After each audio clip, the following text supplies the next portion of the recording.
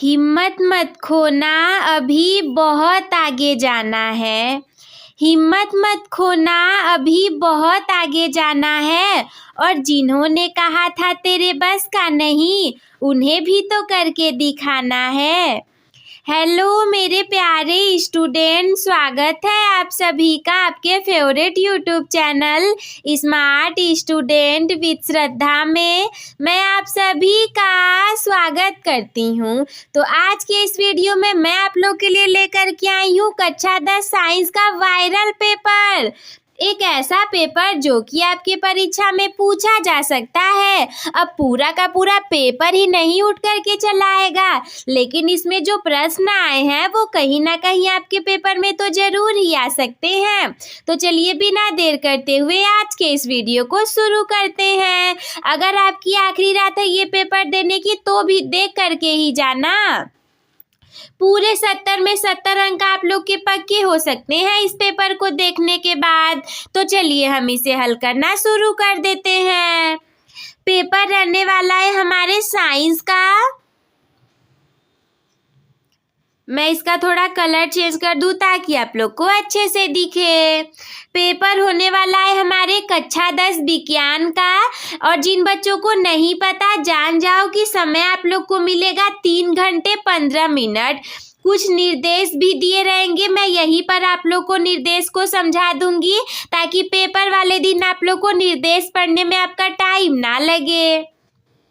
सबसे पहला निर्देश क्या है? प्रारंभ के 15 मिनट परीक्षार्थियों को प्रश्न पत्र पढ़ने के लिए निर्धारित है। यानी कि ये जो 3 घंटे 15 मिनट का समय मिला है, 3 घंटे आपको पेपर को सॉल्व करने के लिए और 15 मिनट आपको प्रश्न पत्र पढ़ने के लिए है। सेकेंड वाला क्या है? प्रश्न पत्र 2 खंडों, खंड अ और खंड ब में विभाजित रहेगा। पेपर हमारा कितने सेक्शन में होगा? 2 सेक्शन में, section A plus section B. तीसरा वाला क्या है? खंड अ और खंड ब 3 उपभागों 1, 2 और 3 में विभाजित रहेगा। और ये 3 उपभागों में क्यों विभाजित रहेगा? जैसे कि पहले तो 2 खंड में रहेगा, खंड अ और खंड ब। फिर खंड अ के लिए भी हमारे पास 3 उपभाग रहेंगे और खंड ब के लिए भी हमारे पास 3 उपभाग रहेंगे। चौथा वाला निर्देश क्या है कि प्रश्न पत्र का जो खंड अ वाला रहेगा इसमें हमारे बहुविकल्पी प्रश्न रहेंगे, जिसमें से कि आपको सही विकल्प का चयन करना रहेगा। और जो आपको उसी पेपर पे नहीं लिख देना, जो सही आंसर होगा उसके लिए आप लोग को OMR शीट दिया जाएगा। तो उस OMR शीट पर भरना रहेगा। वो भी कैसे भरेंगे? केवल काले नीले बाल पॉइंट पेनों का प्रयोग करके आप लोग भरोगे। जो भी सही होगा, सही विकल्प वाले गोले को आप अच्छे से OMR पर भर देना है। उत्तर देने के बाद उसे काटना नहीं है। इरेजर या वाइटर का प्रयोग बिल्कुल भी नहीं करना है आप लोगों को। इसके बाद अगला 5वां वाला निर्देश क्या है? खंड अ में बहुविकल्पी प्रश्नों के लिए प्रश्न 1 के लिए 1 अंक निर्धारित रहेंगे। जो खंड अ रहेगा उसमें जो बहुविकल्पी प्रश्न रहेंगे तो उसके लिए सारे प्रश्नों के लिए आप लोग को 1-1 अंक दिए जाएंगे। यानी कि 20 प्रश्न रहेंगे तो 20 गुणे 1 बराबर की 20 अंक के। इसके बाद 6वां वाला निर्देश क्या है?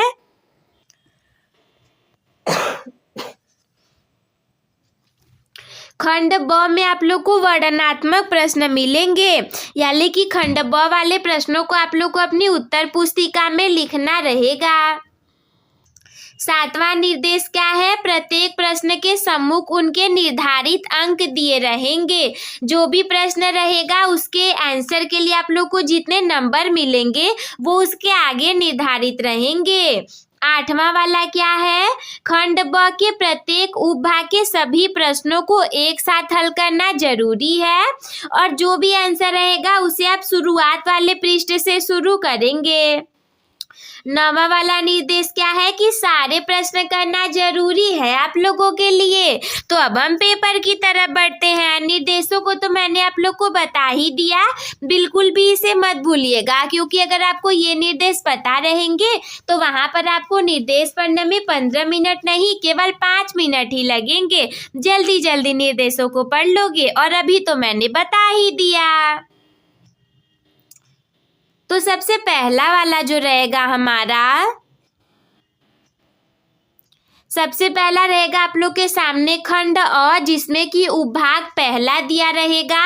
ये हमारे फिजिक्स से रिलेटेड रहेगा। देखो 1, 2 और 3 भाग क्यों दिए हैं, क्योंकि साइंस में हमारे 3 पार्ट होते हैं, फिजिक्स, केमिस्ट्री और बायोलॉजी। तो सबसे पहला उपभाग है हमारा बहुविकल्पी प्रश्नों के साथ, जिसमें कि आपके पास रहेंगे फिजिक्स के प्रश्न। अगर सारे प्रश्नों का जवाब मैं बता दूंगी तो आप लोग क्या करेंगे, तो इसके लिए मैं क्या करूंगी कि इस बहुविकल्पी प्रश्नों में से किसी 3 या 4 या 5 प्रश्नों का आप लोग को होमवर्क में दूंगी। ऐसा नहीं कि होमवर्क लेकर के बताएं ही नहीं। होमवर्क का मतलब है कि आप लोग को अगर आ रहा है तो तुरंत कमेंट कर दीजिए, और अगर नहीं आ रहा हो तो उसे हल करके हमें कमेंट बॉक्स में बता देना है। तो चलिए शुरू करते हैं। सबसे पहला हमारा क्वेश्चन क्या है, जो कि फिजिक्स से रिलेटेड है।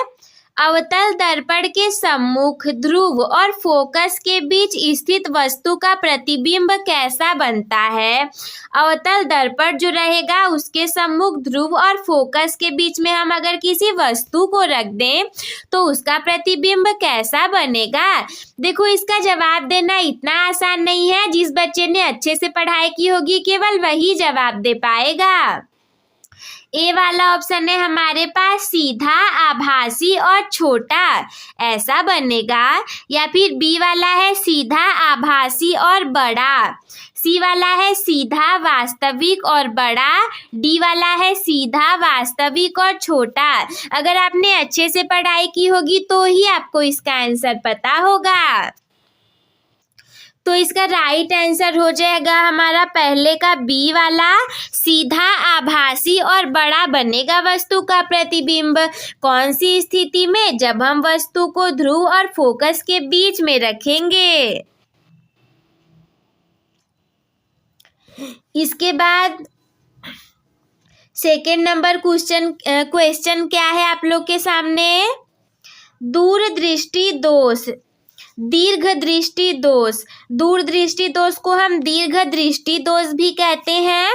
तो उसके निवारण में यानी कि उपचार में अगर किसी को दूरदृष्टि दोष हो जाएगा तो कौन सा लेंस प्रयुक्त करेंगे। यानी कि जब किसी के आंखों में प्रॉब्लम हो जाती है तो हम चश्मे का प्रयोग करते हैं, लेंसों का प्रयोग करते हैं।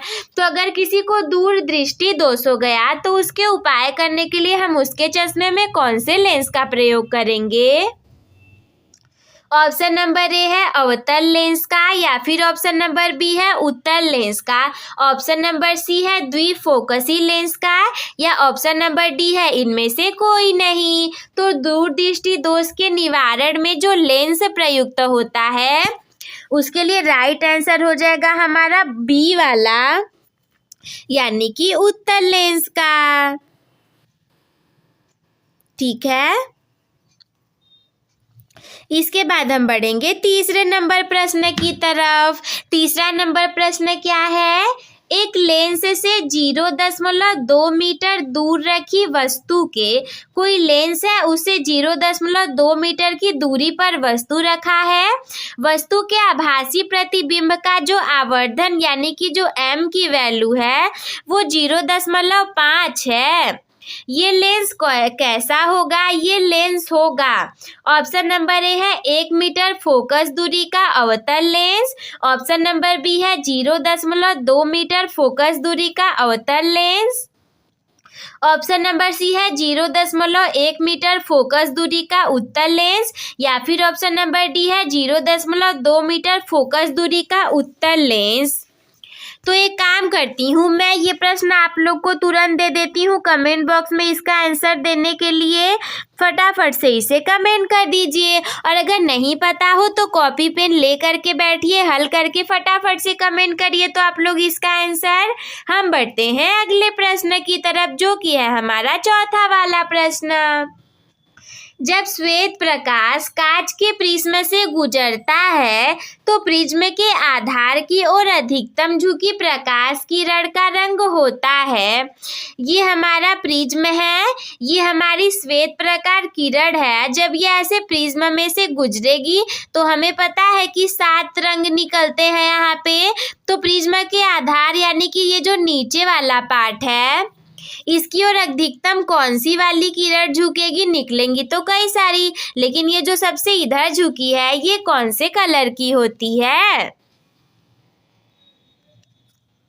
ऑप्शन नंबर ए है हमारे पास नीले रंग की, या फिर ऑप्शन नंबर बी है लाल रंग की, ऑप्शन नंबर सी है हरे रंग की, या फिर ऑप्शन नंबर डी है बैगनी रंग की।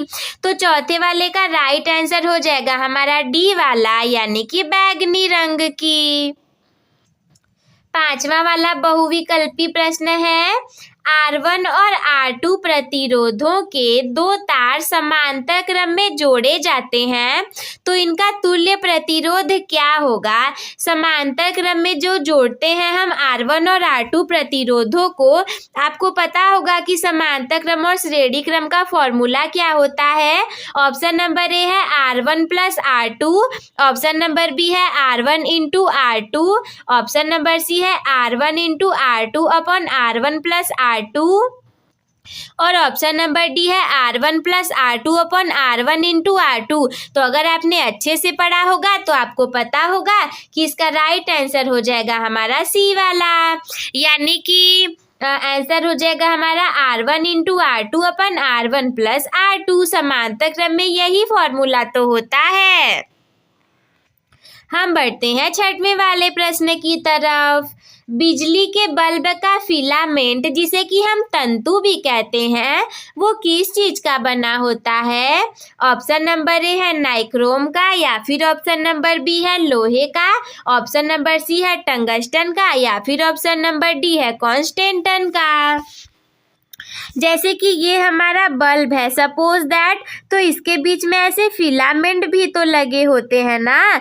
तो ये जो फिलामेंट है ये कौन से चीज के बने होते हैं? तो अगर आपने पढ़ा होगा तो आपको पता होगा कि इसका राइट आंसर हो जाएगा हमारा सी वाला, टंगस्टन का। आपके घर में भी तो बल्ब लगे होंगे, उनसे भी आप लोग देख लीजिएगा। सातवां वाला प्रश्न है आप लोगों के सामने। विद्युत सेल में रूपांतरण होता है, विद्युत सेल में कौन सी ऊर्जा का कौन सी ऊर्जा में रूपांतरण होता है? ऑप्शन नंबर ए है रासायनिक ऊर्जा का विद्युत ऊर्जा में रूपांतरण होता है, या फिर ऑप्शन नंबर बी है विद्युत ऊर्जा का यांत्रिक ऊर्जा में रूपांतरण होता है, ऑप्शन नंबर सी है यांत्रिक ऊर्जा का विद्युत ऊर्जा में रूपांतरण होता है, या फिर ऑप्शन नंबर डी है विद्युत ऊर्जा का रासायनिक ऊर्जा में रूपांतरण होता है। तो जो हमारा विद्युत सेल होता है उसमें रासायनिक ऊर्जा का विद्युत ऊर्जा में रूपांतरण होता है। ऑप्शन नंबर ए हमारा राइट आंसर हो जाएगा। एक उपभाग हमारा पूरा हो गया जो कि फिजिक्स का था। अब हम पढ़ेंगे उपभाग 2 की तरफ। मैंने आप लोग को पहले ही निर्देश में बता दिया था कि प्रश्न पत्र में हमारे 3 उपभाग रहेंगे। तो ये जो सेकेंड उपभाग है हमारा, ये केमिस्ट्री यानी कि रसायन विज्ञान से रिलेटेड है। अब हम इसे हल करना शुरू कर देते हैं। ध्यान रखेंगे ये सारे प्रश्न भी हमारे बहुविकल्पी प्रकार के होंगे। 8वां वाला प्रश्न क्या है? रासायनिक अभिक्रिया, कौन सी रासायनिक अभिक्रिया 2FeCl3 + 2H2O + Y gives 2FeCl2 + H2SO4 + 2HCl में Y क्या है? यानी कि ये जो पद है हमारा क्रिया करने पर ये देता है, तो इसमें ये वाला Y क्या होगा? ऑप्शन नंबर ए है सल्फर, या फिर ऑप्शन नंबर बी है hydrogen sulphide, option number C है SO2, या फिर ऑप्शन नंबर डी है Cl2। तो आप लोग फटाफट से इसे कमेंट बॉक्स में बताइए तो हमें कि इसका कौन सा वाला सही हो जाएगा। एक आध प्रश्न तो आप लोग को मैं जरूर दूंगी हल करने के लिए, ठीक है। तो एक प्रश्न मैंने वहाँ पे दिया था फिजिक्स वाले सेक्शन में, और यहाँ पे मैं आप लोग को इसमें भी दे रही हूँ। फटाफट से कमेंट करके बताइए। तो अगला 9वां वाला प्रश्न है, निम्नलिखित में कौन सा अम्लीय लवण है? अम्लीय लवण इसमें से कौन सा है? ऑप्शन नंबर ए है NaCl, ऑप्शन नंबर बी है NaHSO4, ऑप्शन नंबर सी है Na2SO4, ऑप्शन नंबर डी है KCN। तो जो अम्लीय लवण है 9वें वाले का राइट आंसर हो जाएगा हमारा बी वाला, यानी कि सोडियम हाइड्रोजन सल्फेट NaHSO4 एक अम्लीय लवण है। 10वें वाले प्रश्न की तरफ हम बढ़ेंगे। मैट में मुख्यतः होता है, मैट में मुख्य रूप से क्या होता है? ऑप्शन नंबर ए है FeS, ऑप्शन नंबर बी है Cu2S, ऑप्शन नंबर सी है Cu2S और FeS, ऑप्शन नंबर डी है Cu2S तथा Fe2S3। तो जो मैट होता है इसमें मुख्य रूप से होता है हमारा Cu2S और FeS दोनों होता है, यानी कि option number C is the right answer हो जाएगा हमारा। 11वां वाला क्वेश्चन है हमारे सामने, निम्नलिखित रासायनिक समीकरण को पूरा करना है आप लोगों को। सबसे पहले है ... कौन सा पद प्लस PCl5 देगा हमें CH3COCl plus POCl3 plus HCl। Option number A है CH3OH, ऑप्शन नंबर बी है CH3COOH, ऑप्शन नंबर सी है C2H5OH और ऑप्शन नंबर डी है CH3CH2COOH। तो इसमें से जो भी राइट आंसर होगा वो आप लोग हमें फटाफट से कमेंट बॉक्स में बता देंगे। मैं तो भूल ही गई थी, मैंने बोला था कि मैं 3 4 5 प्रश्न आप लोग को करने के लिए भी दूंगी। तो एक प्रश्न हमारे फिजिक्स वाले सेक्शन का हो गया और एक प्रश्न इसमें मैंने और आप लोग को दिया था और ये हमारा तीसरा भी हो गया। फटाफट से कमेंट करके बताइए तो आप लोग की कौन सा वाला राइट आंसर हो जाएगा। इसके बाद अगला है हमारे सामने 12वां प्रश्न, उभयधर्मी ऑक्साइड है। आप लोग चिंता मत करिए, इसके बाद मैं कोई आप लोग को होमवर्क कमेंट करने के लिए नहीं बोलूँगी, सारे प्रश्न का जवाब दूंगी। वीडियो में लास्ट तक बने रहिए। 12वां वाला है उभयधर्मी ऑक्साइड है। उभयधर्मी ऑक्साइड कौन सा है? ऑप्शन नंबर ए है Na2O, ऑप्शन नंबर बी है MgO, ऑप्शन नंबर सी है Al2O3, ऑप्शन नंबर डी है P2O5। तो जो उभयधर्मी ऑक्साइड है हमारा राइट आंसर हो जाएगा सी वाला Al2O3 हमारा राइट आंसर हो जाएगा, यानी कि Al2O3 एक उभयधर्मी ऑक्साइड है। 13वां वाला प्रश्न क्या है? प्रोपेन का रासायनिक सूत्र क्या है? देखो प्रोप, ये जो वर्ड है प्रोप, इसमें आप लोग को पता ही होगा कि प्रोप का मतलब होता है मेथ, एथ, प्रोप, ब्यूट, पेंट, हेक्स, ऐसे करके चलता है। तो मेथ हमारा पहला हो गया, एथ दूसरा, यानी कि प्रोप हमारा तीसरा हो गया। तो 3 से मतलब है कि इसमें 3 कार्बन रहेंगे। तो अगर ट्रिक की बात बताऊं तो देखो यहाँ पर 3 कार्बन कहाँ पर है? यहाँ तो एक ही कार्बन है, यहाँ 4 कार्बन है, यहाँ 2 कार्बन है। अगर ट्रिक से भी जानना चाहो तो 3 कार्बन तो केवल यहीं पर है, तो राइट आंसर हमारा यही वाला हो जाएगा। लेकिन रासायनिक सूत्र इसका पूछा जा रहा है, मान लो अगर कभी यहाँ पर भी हमारे C3 रहते तो आपको कैसे पता चलता? उस केस में ये जानोगे कि प्रोपेन का रासायनिक सूत्र C3H8 होता है। अब हम बढ़ेंगे 14वें प्रश्न की तरफ। यहाँ से स्टार्टिंग हो जाएगी हमारे उपभाग तीसरे की मल्टीपल चॉइस क्वेश्चन के अंतर्गत तीसरे वाले उपभाग की, जिसमें कि हमारे फिजिक्स और केमिस्ट्री तो कंप्लीट हो चुकी है। तो ये हमारी बायोलॉजी वाली स्टार्ट होगी। 14वां वाला प्रश्न है आप लोग के सामने, हाइड्रा में प्रजनन होता है। हाइड्रा जो होता है हमारा, उसमें प्रजनन किसके द्वारा होता है? ऑप्शन नंबर ए है मुकुलन के द्वारा, ऑप्शन नंबर बी है विखंडन के द्वारा, ऑप्शन नंबर सी है खंडन के द्वारा और ऑप्शन नंबर डी है कायिक प्रवर्धन के द्वारा। तो हाइड्रा में जो प्रजनन होता है ये मुकुलन द्वारा होता है, यानी कि ऑप्शन नंबर ए हमारा राइट आंसर हो जाएगा। अगला 15वां वाला प्रश्न है आप लोग के सामने, पाइरूवेट के विखंडन की प्रक्रिया संपन्न होती है। पाइरूवेट जो होता है उसका विखंडन की प्रक्रिया किसमें संपन्न होती है? यहाँ पे आप लोग को 4 कोशिकांगों सेल ऑर्गेनल्स के नाम दिए हुए हैं, तो विखंडन की प्रक्रिया किसमें संपन्न होगी?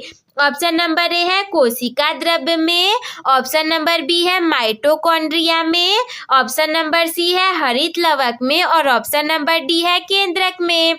तो पाइरूवेट के विखंडन की जो प्रक्रिया है ये संपन्न होती है हमारे माइटोकॉन्ड्रिया कोशिकांग में, ये आप लोग याद रखेंगे।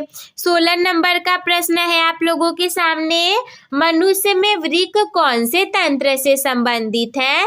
बायोलॉजी में सारे चैप्टर की मैंने आप लोग को 1 शॉट वीडियोस प्रोवाइड करके रखी हुई हैं, अगर नहीं देखे हैं तो तुरंत जा करके देख लीजिए। अगर आपको चिंता लग रहा है, डर लग रहा है कि मैं पास नहीं हो पाऊंगा, कैसे पढ़ूंगा, फेल हो जाऊंगा वगैरह वगैरह, तो आप क्या करो कि फटाफट से चैनल पर जाओ, चैनल को हमारे सब्सक्राइब करो और विज्ञान से, साइंस से रिलेटेड तीनों प्लेलिस्ट को, मेरी फिजिक्स, केमिस्ट्री और बायोलॉजी की प्लेलिस्ट को देख डालो, बिल्कुल भी चिंता नहीं होगी, आराम से पास हो जाओगे।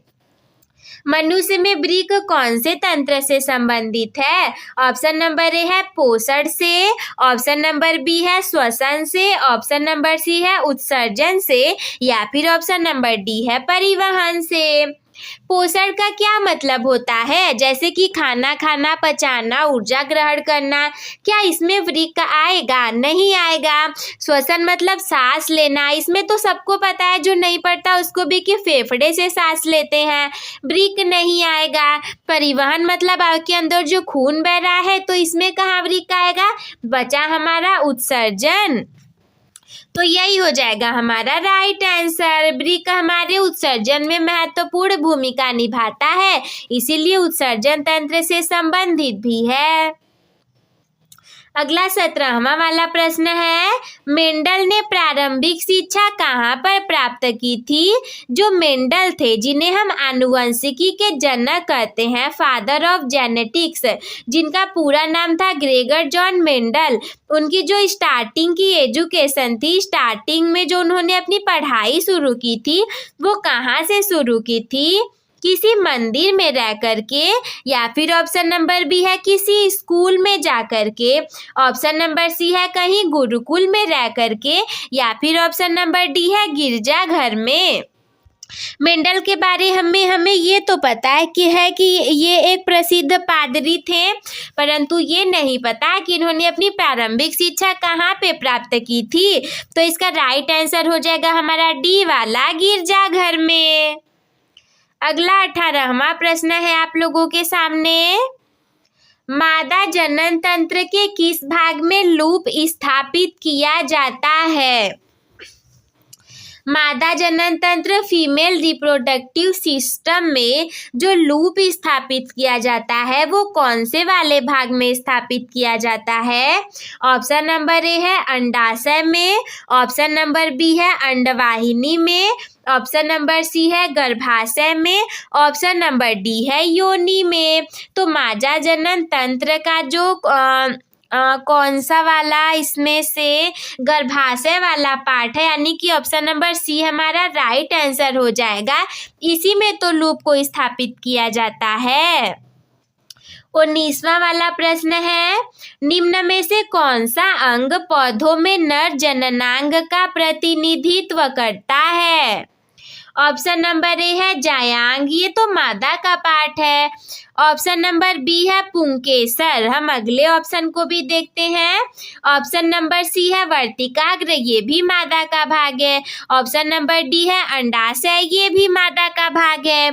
यानी कि ऑप्शन नंबर बी हमारा राइट आंसर हो जाएगा पुंकेसर, जो कि पौधों में नर जननांग का प्रतिनिधित्व करता है। क्यों? क्योंकि ये तीनों जो है ये तीनों तो मादा अंगी ही हो गए। हम बढ़ेंगे 20वें वाले प्रश्न की तरफ।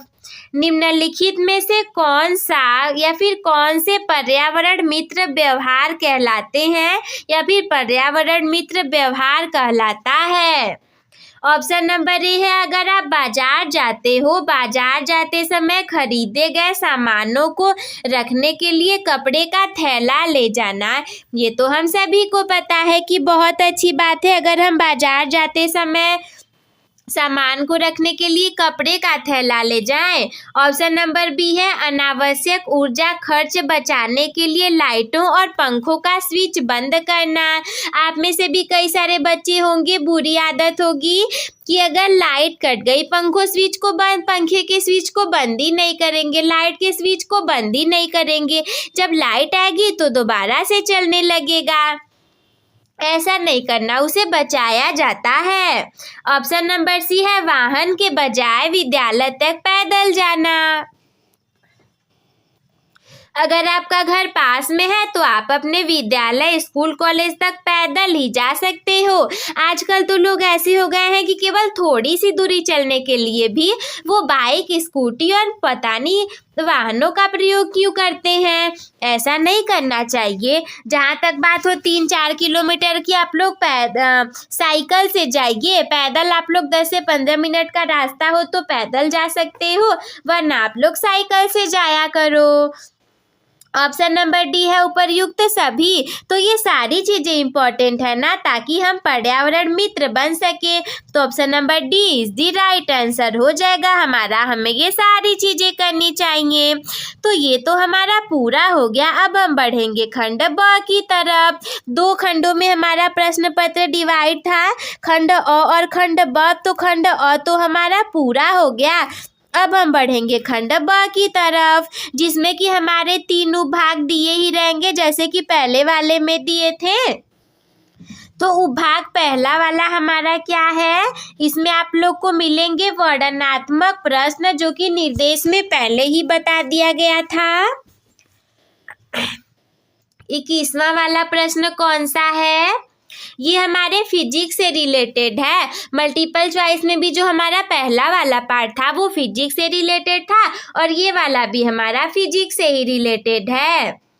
एक 10 सेंटीमीटर फोकस दूरी वाले अवतल दर्पण से कितनी दूरी पर एक वस्तु रखी जाए ताकि उसका 5 गुना बड़ा प्रतिबिंब बने, जबकि प्रतिबिंब वास्तविक हो। प्रतिबिंब की स्थिति भी ज्ञात करना है आप लोगों को।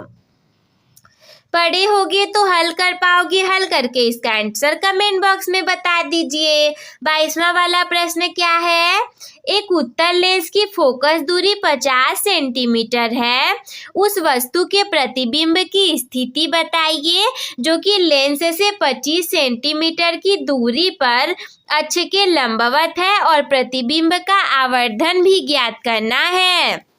जैसा कि निर्देश में बताया गया था, प्रश्न जितने नंबर का होगा उसके आगे नंबर लिखे रहेंगे। तो ये 21 वाला प्रश्न हल करोगे तो 4 मार्क्स मिलेंगे। 22वें वाले प्रश्न को हल करोगे तो फिर से 4 मार्क्स मिलेंगे।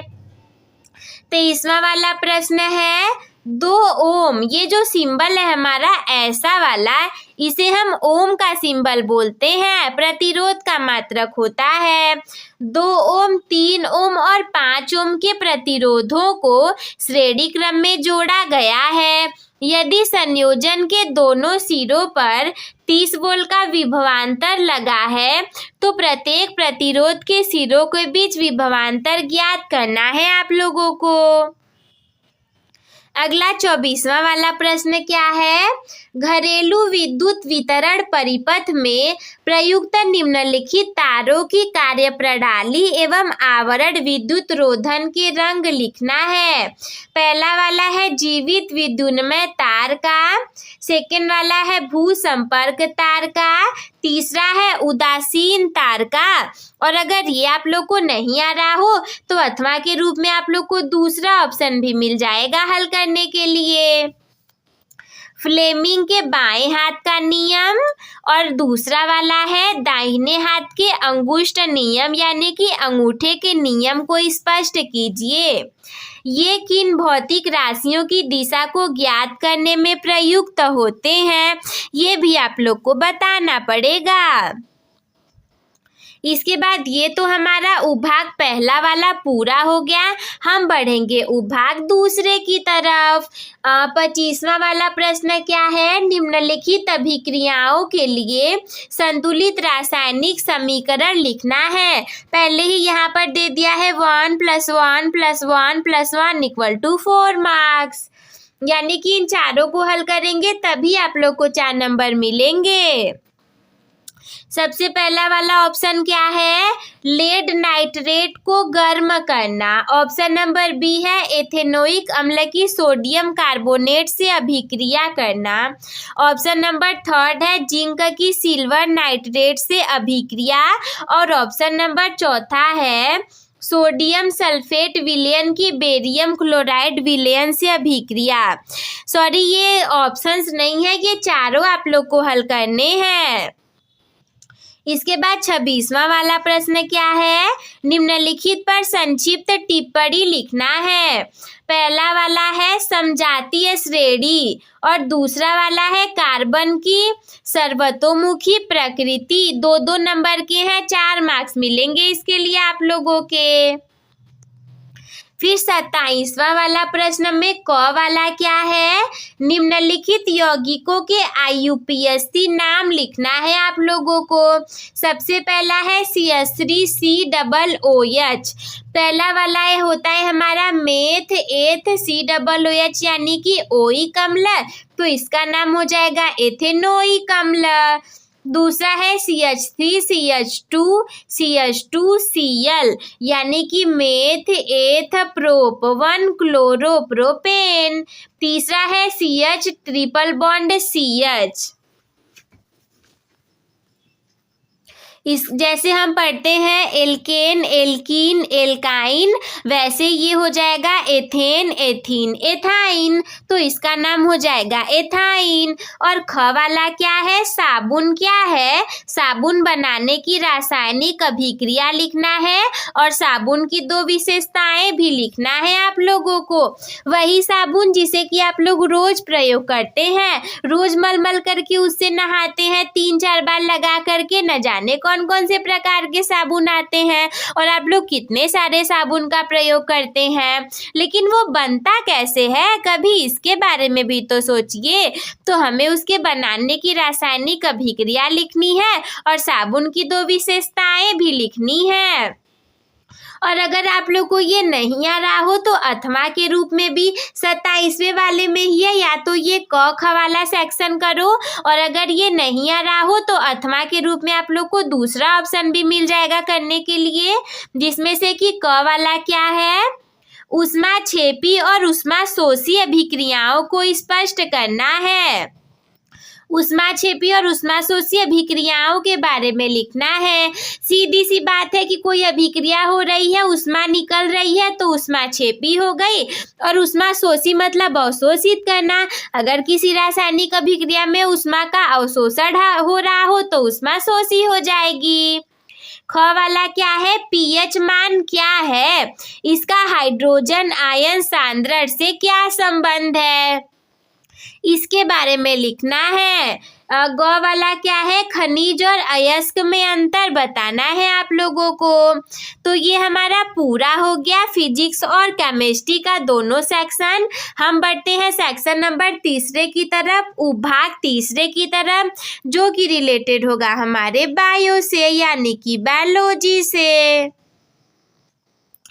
तो 28वां है, जिसमें क वाला प्रश्न कौन सा है, भोजन के पाचन में लार की क्या भूमिका है। जो हमारा लार होता है, भोजन का पाचन होता है, तो उसमें जो लार है इसकी क्या भूमिका है। हम सभी को पता है कि हम खाना खाते हैं, वो हमारे पेट में जाता है, पच जाता है, किसी स्वादिष्ट खाने को देखते हो तो आपके मुंह में जो लार निकलने लगता है ना पानी की तरह, उसकी पाचन में भी भूमिका होती है। तो कौन सी भूमिका होती है वही आप लोग को बताना है।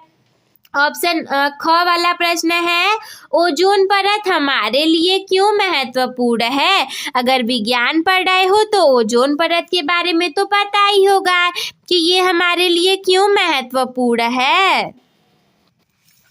इसके बाद 19वां वाला प्रश्न कौन सा है, क वाला, स्वपरागण और परपरागण में विभेद कीजिए। यानी कि स्वपरागण और परपरागण के बारे में बताना है आप लोगों को कि स्वपरागण और परपरागण में क्या अंतर होता है। इसके बाद ख वाला प्रश्न है, परिवार नियोजन की किन्हीं दो स्थायी विधियों पर संक्षिप्त टिप्पणी लिखना है। हम सभी को पता है कि जनसंख्या में बहुत तेजी से बढ़ोतरी हो रही है, तो परिवार नियोजन के लिए किन्हीं दो स्थायी विधियों पर टिप्पणी लिखना है कि ऐसी विधियां नहीं कि बिल्कुल टेम्परेरी हो, परमानेंट स्थायी विधियों के बारे में बताना है। अगला 30 नंबर का प्रश्न क्या हो जाएगा, क वाला, किन्हीं दो पादप हार्मोनों के नाम और कार्य लिखना है। पादप हार्मोन के बारे में मैंने आप लोग को बहुत अच्छे से पढ़ाया है। फटाफट से बायोलॉजी की सारी प्लेलिस्ट देख डालो, एक ही तो बायोलॉजी की प्लेलिस्ट है हमारी।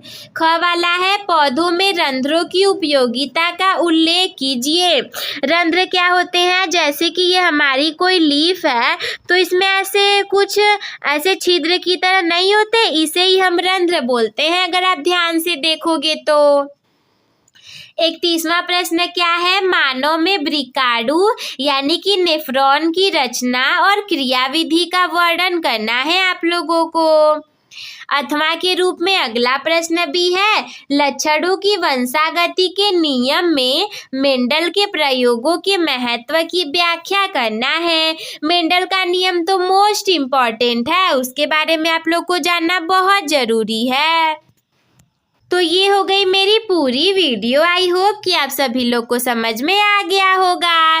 तो अपने टॉपर बनने की जर्नी एक टॉपर के साथ शुरू करने के लिए चैनल को सब्सक्राइब करना ना भूलें। आज के इस वीडियो को लाइक कर दीजिएगा ताकि ये ज़्यादा से ज़्यादा लोगों तक फैल सके। और लाइक का टारगेट हमारे बहुत कम, केवल और केवल 100 लाइक्स का है, तो आप लोग जल्दी से पूरा करवा दीजिएगा। अपने दोस्तों के साथ भी शेयर कर दीजिए। और अगर कोई भी डाउट आपके मन में हो तो हमसे कमेंट बॉक्स में पूछना ना भूलें। वीडियो देखने के लिए धन्यवाद। Love you all. Take care, bye bye, keep smile.